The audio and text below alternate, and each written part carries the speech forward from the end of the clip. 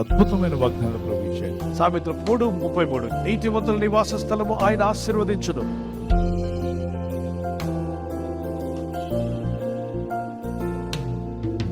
నీతిమంతుడిగా నువ్వు జీవిస్తానంటే నీ ఇల్లు, నీ నివాస స్థలం నువ్వు ఎక్కడ నివసించినా, అది అద్దె ఇల్లు అయినా, అది సొంత ఇల్లు అయినా, అది ఆశీర్వదించబడుతుంది.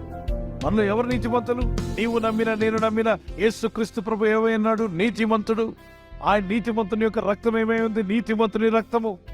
అయితే ఆ యేసుక్రీస్తుని నీ రక్షకుడిగా అంగీకరించి ఆయన రక్తంతో నా ఆత్మను, శరీరాన్ని, మనసును నేను కడగమని అడిగినప్పుడు, ఆ ప్రభువు నా రక్షకుడిని అంగీకరించినప్పుడు, ఆయన పరిశుద్ధ రక్తము, ఆ నీతిమంతుని రక్తము నన్ను కడిగినప్పుడు నేను ఎవరినవుతాను?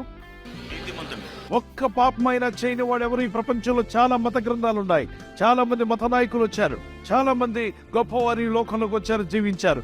అన్ని మత గ్రంథాల్లో మీరు చదవండి.